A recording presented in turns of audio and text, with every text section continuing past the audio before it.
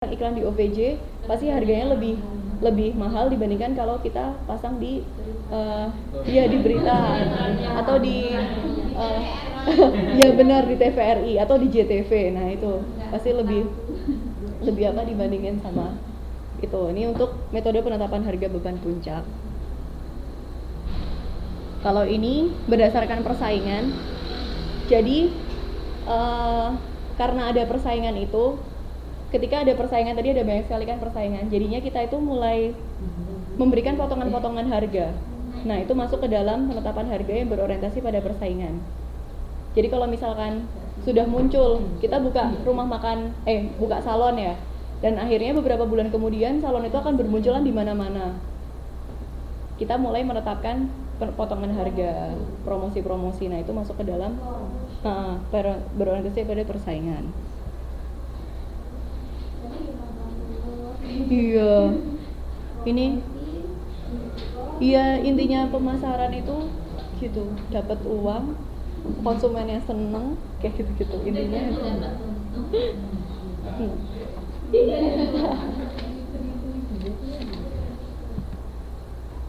Nah, tujuannya itu ada 3 kan. Kalau tujuan menetapkan harga yaitu pertama memaksimumkan laba, memaksimumkan pendapatan, dan memaksimumkan volume unit. Jadi 3 hal ini yang merupakan tujuan dari penetapan harga.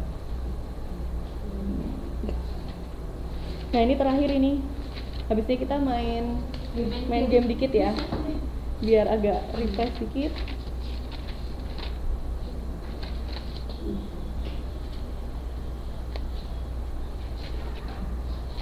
Nah sekarang kita masuk ke halaman 7.33. Ini gambar ini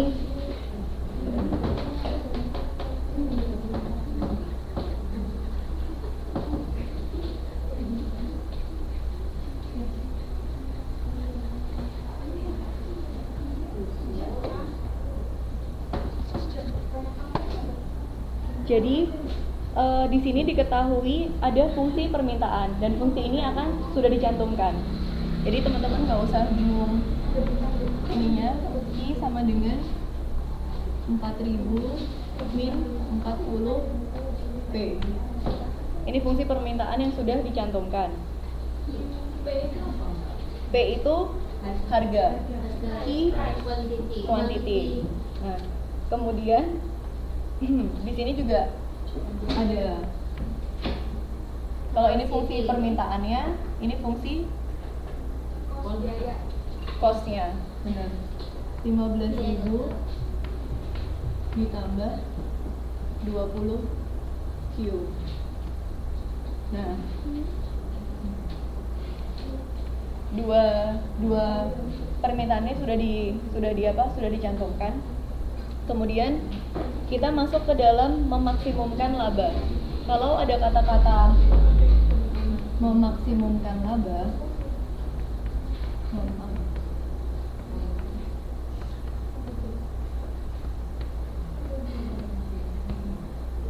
kalau kita mendengar kata-kata memaksimumkan laba, berarti yang harus diingat itu adalah TR sama dengan P dikali Q. Kemudian kita menghitung laba. Ini kayak yang teman-teman lakuin. P sama dengan TR min TC. Cuman di sini agak beda hurufnya. Kalau di sini R sama dengan P kali Q, K keuntungan sama dengan R dikurangin C. Kalau yang teman-teman kemarin pakai kan ini. Jadi kita samakan aja ya, biar nggak bingung ya. Nah, dari sini TR. P-nya belum tahu kan. Q-nya kita masukkan ini. Ini dimasukkan ke dalam 4.000 dikurangin 40 P. Nah, ini disubstitusikan. 4.000 P min 40 P kuadrat. Nah, ini udah masuk sini, udah berhenti kan karena kita nggak bisa ini lagi. Kemudian kita masuk ke dalam rumus ini, karena ini adalah memaksimumkan laba. Jadi P sama dengan TR-nya ini kan TR min TC ya. TR-nya udah ini kan, jadi 4000 P dikurangin 40 P kuadrat dikurangin TC-nya ini nggak kelihatan ya, 15.000 ditambah 20 Ki. Ada yang mau melanjutkan sampai sini? Sampai dapat apa fungsi keuntungannya, fungsi P-nya. Tinggal dikali-kalikan.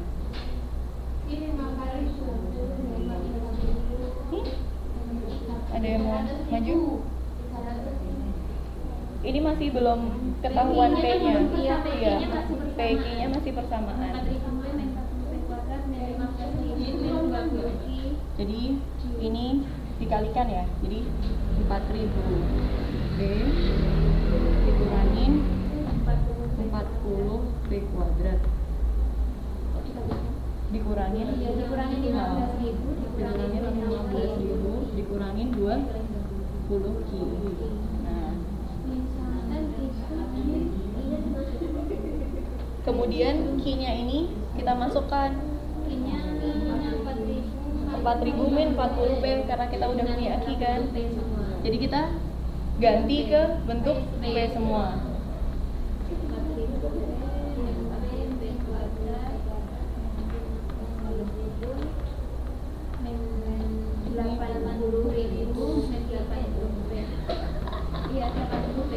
Iya. Nah, nggak kelihatan ya.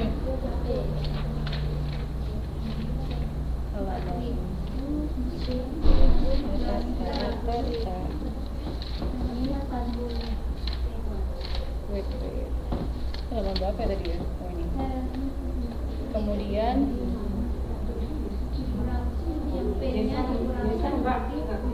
nggak kelihatan ya. Ini tak tulis lagi aja ya.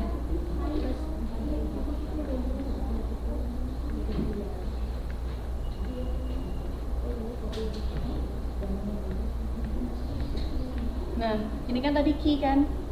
Ki-nya diganti sama ini 4.000 min 40 P.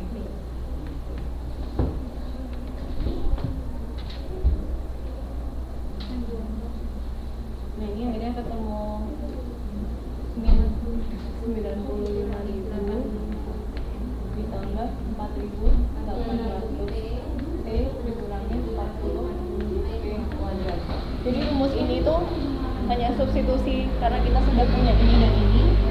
Kalau kita memaksimumkan laba berarti yang harus diingat rumus ini aja, rumus ini. TR sama dengan P kali Q, P sama dengan TR min TC. Teman-teman ini sebenarnya sudah paham masalah ini, cuman karena ini persamaan jadi agak bingung aja. Kadang istilahnya juga beda-beda. Cuman yang teman-teman lakuin di makalahnya itu sudah ada ini semua. Untuk cari keuntungan berapa total yang teman-teman dapatkan dikurangi dengan total cost-nya. Cuman karena ini Q-nya ini sudah diketahui, kita masukkan ke dalam sini, akhirnya mendapatkan persamaan itu. Iya, perhitungannya nggak serumit ini kan. Kalau praktek kan pasti lebih sudah ada bentuk nyatanya, sudah ada uangnya. Oh, aku jual kue, berarti aku butuh ini kan sudah ada harganya berapa. Kemudian untuk dapat keuntungannya ini, di sini diketahui bahwa harga jual per unit adalah 60. Kemudian dimasukkan, diganti yang PPP-nya itu semua diganti menjadi 60. Ini mendapatkan 49.000. Seperti itu. Dan setelah kita mendapatkan P-nya 60, kita ganti di sini. Ini juga kita ganti jadi 60. Kita ganti 60, yang di sini kita juga ganti P-nya jadi 60. Begitu. Sampai di sini ada yang dibingungkan? Iya, mengingatkan persamaannya itu ya. Amin. Kalau gambar ini karena ini harganya 60, tadi kan sudah ditentukan 60. Jadi gambar ini yang ini adalah harga jual. Salah, ini adalah laba maksimum di sini pada titik harga 60, keuntungan maksimum yang didapatkan adalah 49.000. Ini tuh berarti garis labanya. Kalau ini pendapatannya pada titik 5 harga 50, pendapatan maksimumnya didapatkan adalah 100.000. Jadi gambar ini menjelaskan dari persamaan yang ini 95.000 ditambah 4.800 min 40 P kuadrat. Nah ini laba. Nah ini garis labanya. Garis labanya. Bagaimana cara mendapatkan garis laba ini?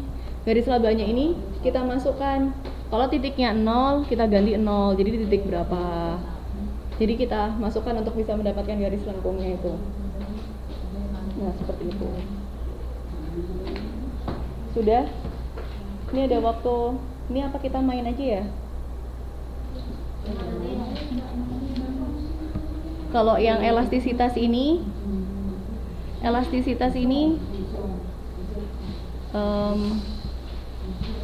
bentar ya. Oh, ini tinggal dikit. Saya jelaskan sedikit ya.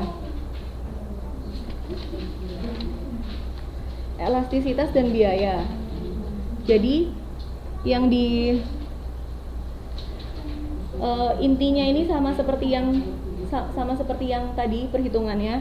Kalau kita menghitung laba berarti di halaman 7.42 di elastisitas dan biaya, cara menghitung laba adalah harga jual dikurangi dengan biaya total, sama seperti margin. Ya, sama. Jadi laba, margin, di sini ada penjualan dikurangi biaya total.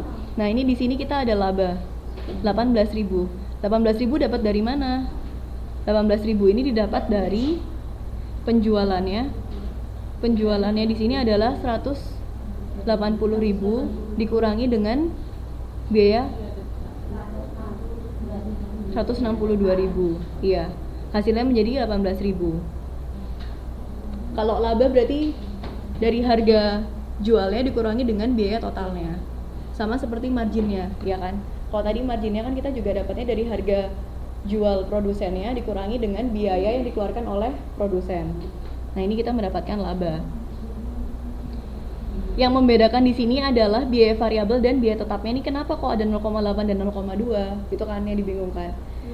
Nah, kalau penjualan, ini dari atas dulu ya. Penjualan 1,8 juta dikali 100.000. Kok bisa seperti itu? Karena di sini 1,8 juta ini adalah harga pabrik per buah, per unit. Sedangkan untuk mendapatkan penjualan pasti kita dikalikan dengan total unit yang kita produksi. Akhirnya 1,8 juta itu dikalikan dengan totalnya berapa? 100.000. Akhirnya dapat 180 juta. Nah, ini harga per unitnya dikalikan dengan total unit yang kita produksi. Akhirnya didapatkan total penjualannya yaitu 180 juta. Nah, biaya variabel ini kenapa kok ada 0,8? Nah, ternyata di sini ada kata-kata bahwa biaya variabel merupakan 80% dari biaya total.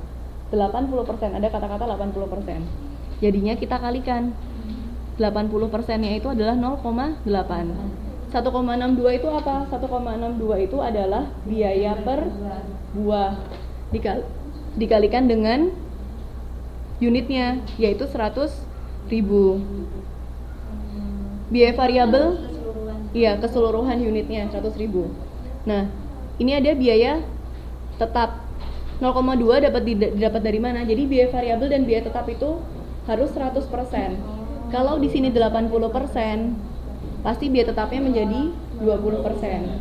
Kalau di sini 20%, berarti biaya tetapnya adalah 80%. Nah, seperti itu.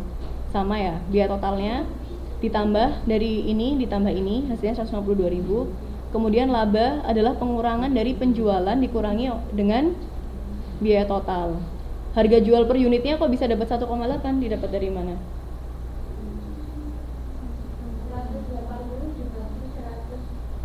Ya, betul. 180.000 dibagi 100.000. biar rata-ratanya kok bisa 1,4